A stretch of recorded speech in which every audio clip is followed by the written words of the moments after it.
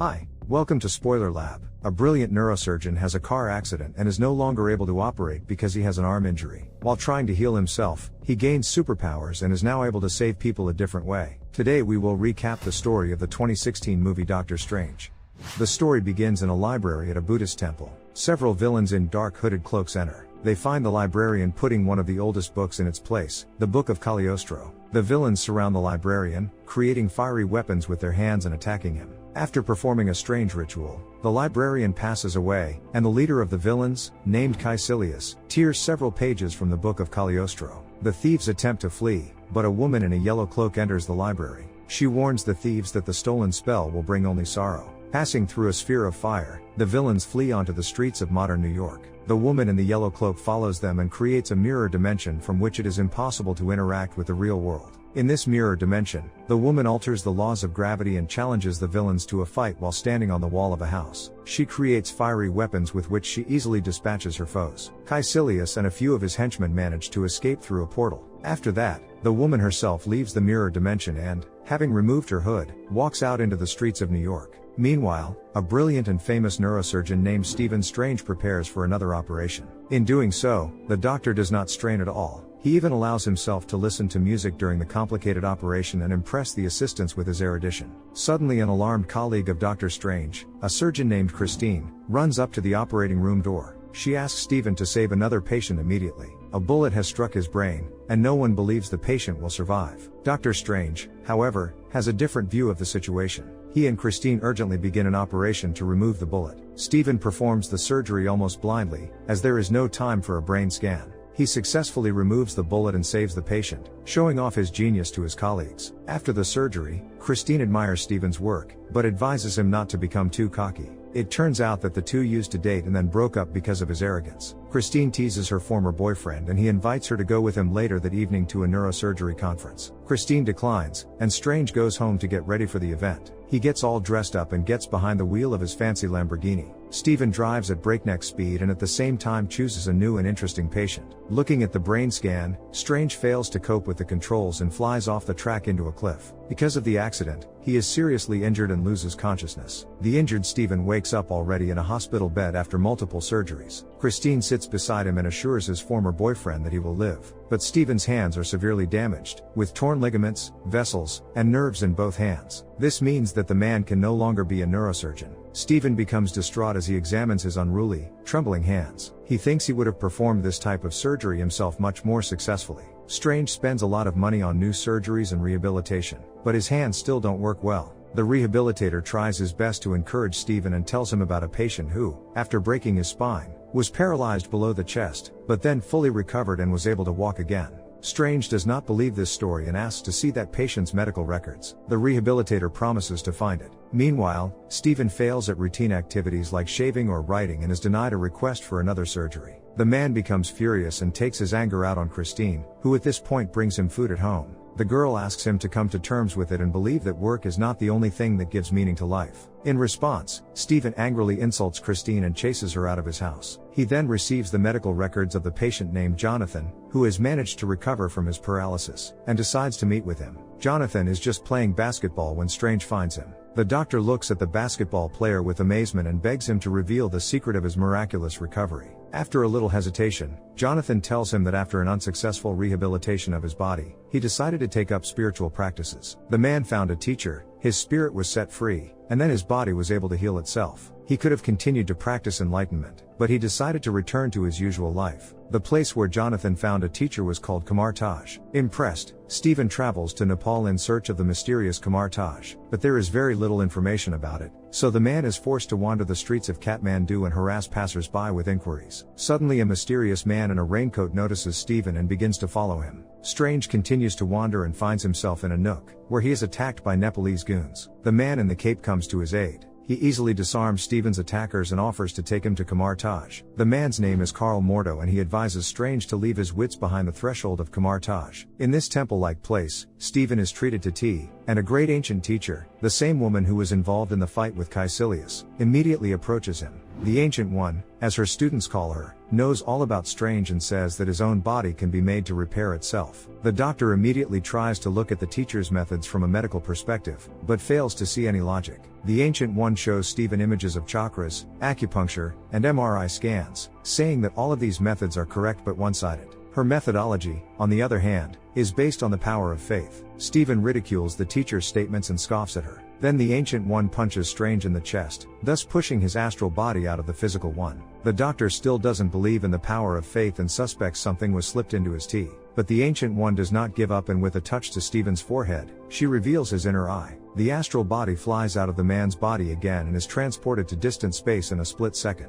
Here Stephen sees whole worlds being born and passing away. The Ancient One says that the unity of matter and thought is the basis of the universe. Ideas shape reality. Stephen can see this by looking at his hand, from which many little brushes grow. In addition, there are vast spaces in the universe at the mercy of dark elements that are older than time itself. Seeing all this, Stephen returns to his body. He now has faith and asks to be taught this art, but the Ancient One casts him out beyond the doors of Kamar-Taj. Over the course of 5 hours, Stephen begs to be let back in. The Ancient One feels that Strange has too much stubbornness, too much pride, too much arrogance. And with these qualities, he reminds her of Caecilius, a former apprentice who chose the wrong side. But Mordo assures her that by using a spell from Cagliostro's book, Caecilius can do a lot of damage, so Kamar-Taj needs people like Strange. Finally, the doctor is accepted back and taken as an apprentice. Before going to bed, Stephen looks at his watch, which he treasures very much. It is a gift from Christine, and Strange actually does love her, but because of his arrogance he is unable to show affection.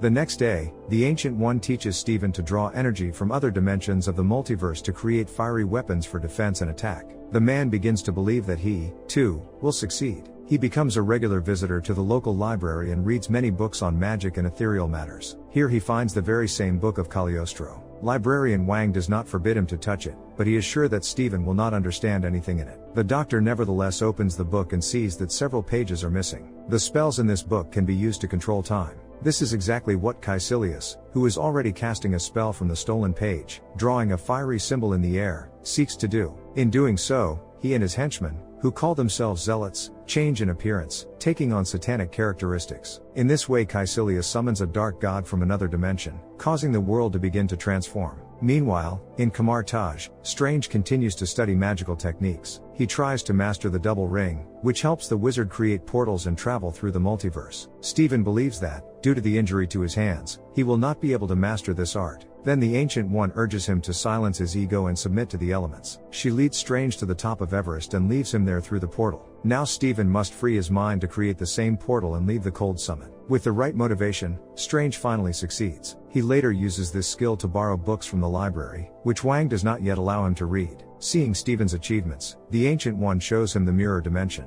Since it does not affect the real world, it is very convenient to train there. You can get out of it by creating a portal using the double ring. The teacher tells him that mages from Kamar-Taj are not only engaged in expanding consciousness, but also repel countless attacks from other universes. However, the teacher does not go into detail yet, so as not to frighten Stephen. Later, Strange learns more about Caecilius. It turns out that the villain switched to the dark side because he stopped trusting the Ancient One. This is not surprising, since the Ancient One keeps all information about herself secret. No one even knows how old she is. Strange becomes familiar with various magical artifacts and learns how to create weapons. He also misses Christine and regularly writes unanswered emails to her. One day Stephen sneaks into the library and starts reading Cagliostro's book. The guy finds a magical artifact, the Eye of Agamotto, and uses it to learn how to control time. Stephen practices on an apple, which changes before his eyes from a whole and fresh fruit to a withered stump. Strange applies the same spell to the torn pages from Cagliostro's book, and they return to their place. The guy reads the spell and discovers a god named Dormammu, who rules the dark dimension and can grant eternal life. Stephen activates the spell, which begins to change everything around him, but then Wang and Mordo come running to him. It turns out that Strange almost breached the time matrix, which is strictly forbidden. Temporal loops, anomalies, and voids can be created in this way. A magician can become stuck and relive the same moment for an eternity. Seeing that Stephen already knows a lot, Mordo and Wang tell him about the true activities of mages. Long ago, the supreme wizard Agamotto built 3 temples of power on Earth in New York, London, and Hong Kong. Together, the temples form a shield that protects the world from the enemies of our universe. The wizards themselves protect these 3 temples from uninvited guests. For example, from Dormammu, who reigns over the dark dimension, the anti-time. He is the enslaver of the cosmos and destroyer of worlds, and the earth is his greatest desire. It turns out that Caecilius stole those pages to summon Dormammu to Earth. Upon hearing this, Stephen rushes to leave, for he only wanted to heal his hands, not wage magical wars. But at that moment he suddenly receives news that the temple in London has fallen, and Caecilius already controls the place. A tremendous jolt causes Stephen to enter the temple in New York through the magical gateway and be left alone in it. Behind the front door he sees an ordinary New York street, and inside the temple there are many portals. Finally, the temple guardian appears. He confronts Caecilius and his cohorts at the entrance to the temple. The guardian fights bravely, but is soon defeated. After that, the evil zealots begin to hunt Stephen down. Although the man's fighting skills are not yet at the highest level, he fights back with dignity. Due to the fact that Caecilius creates a mirror dimension, Strange has a hard time. However, it helps him expel the zealots to other dimensions through the portals. A duel between Stephen and Caecilius ensues. And suddenly a special artifact, the Cloak of Levitation, comes to the Doctor's aid. The cloak itself tells Strange in which direction to move. Thus, he manages to secure Caecilius in a metal suit that restricts his movements. The villain makes pathetic, nonsensical speeches, declaring that many will become a few, then one. And after that, Caecilius proceeds to lure Stephen to the dark side. He believes that Dormammu can grant all of Earth's inhabitants freedom from time and eternal life. Also, Caecilius believes that the Ancient One herself benefits from Dormammu, which is why she has lived for centuries. She does not uphold the laws of nature, but goes against them. But Stephen sees that Caecilius has become a ruthless criminal by serving Dormammu, which means that the god of the dark dimension cannot be trusted.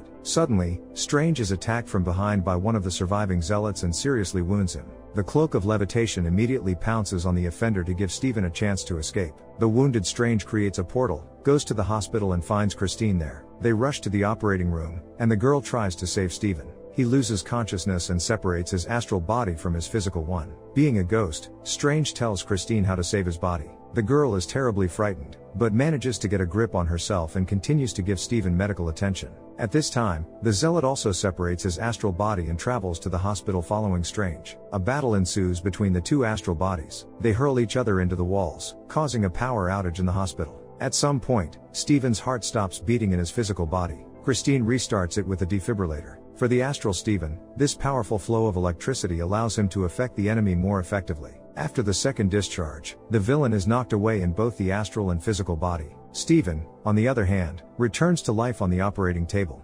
Christine stitches up the guy's wound and scolds him for being absent for so long, then reappears like this. Finally, Strange finds the strength to apologize to Christine for all the rude words and arrogant actions. He tells the girl about the Kamar-Taj, and Christine decides it's a cult. Stephen laughs and says he has to go to a cult meeting. He shows the girl a portal to the temple and hides in it. Christine has no choice but to believe him. At the temple, Strange puts on his cloak and sees that Caecilius has escaped. Mordo and the Ancient One arrive. Stephen tells him that the villain crumbs the universe even beyond the mirror dimension, contrary to the laws of nature. Upon learning of Strange's exploits, the Ancient One suggests that he become master of the New York Temple and defend it with all his might. But Stephen says that he is first and foremost a doctor and can't deal with people, even if they are criminals. The Ancient One believes that this shows his selfishness, not his humanism. Then Strange points out that the Supreme Teacher is no saint either, since she got involved with Dormammu to prolong her life and violate the laws of nature. The Ancient One has nothing to object, and she elegantly evades the answer. Stephen and Mordo remain in the New York Temple alone. Then the zealots arrive again. Strange immediately activates the mirror dimension so that the villains won't hurt anyone in the real world. But it turns out that because of the connection with Dormammu, Caecilius' power is amplified in the mirror dimension, and he becomes almost invincible. The villain sets terrible traps for Stephen and Mordo everywhere, preventing them from leaving. His magical manipulations cause reality to warp in all directions. The guys can't find their balance and are forced to keep running on wobbly structures. Finally, Caecilius catches up with Stephen and prepares to deal with him. But then the Ancient One appears in the mirror dimension. Her forehead bears the mark of Dormammu. This makes a strong impression on Mordo, and the man feels betrayed. The Ancient One asks Caecilius to stop and realize that the eternal life Dormammu offers is torment, not paradise. But Caecilius does not believe the Ancient One and attacks her. Eventually he manages to wound his former mentor and use a portal to hurl her down. Stephen immediately rushes after the Ancient One. The guy believes she can still be saved, so he brings the woman to the hospital to see Christine. Strange's hands are still shaking, which means he can't operate himself, but he can direct the operation. Suddenly Steven sees the Ancient One's astral body leave the physical body and swiftly move away. Strange's astral body follows the Ancient One and asks her to come back to life. However, the Great Mentor is tired of her incredibly long life. She wants to know what awaits her next. All along, the Ancient One has prolonged her life for the sake of saving the world, not for selfishness. Also, the Mentor explains that she didn't heal the paralyzed Jonathan, she only taught him how to channel the flow of cosmic energy into his body. That is, the guy walks with the help of magic. Finally, the Ancient One asks Steven to continue her work and take Mordo as his sidekick, because the guys complement each other perfectly. The Ancient One squeezes Strange's hand and disappears into thin air. Steven walks over to Christine and embraces her. He now believes the girl's words that there is more to life than just work and that it is possible to save people in other ways. Christine cries, kisses Steven on the cheek and leaves for another operation. And Strange prepares for the fateful fight. Meanwhile, the Zealots, led by Caecilius, appear near the temple in Hong Kong. The mages of Kamar-Taj and Wang rush out to meet them. The battle for the temple begins. Steven arrives at the ruined New York temple. A frustrated Mordo says it is the Ancient One's fault that the world is now falling apart. It is because of her sanctimony that Caecilius has defected to the dark side and called Dormammu to Earth. Strange asks his friend to pull himself together and fight the enemy. The pair go to the Hong Kong temple and see that it, too, has already been destroyed, and the dark dimension of Dormammu is coming to Earth. Mordo thinks it's the end of the world, but Strange is willing to argue with him. Suddenly he activates Agamotto's eye, rewinding all events. Destroyed buildings are reassembled brick by brick, and people come back to life. However, it has no effect on the Zealots, for they have contacted the dark dimension, where there is no time. Meanwhile, Wang, along with others, comes back to life and prepares to defend the temple once more. The friends manage to disarm the Zealots for a while, but when the temple is restored, the villains will attack again, so the wizards need to be ready. And so it happens, but now Steven loses control of time, and it stops completely. The dark dimension is closing in and about to finally win.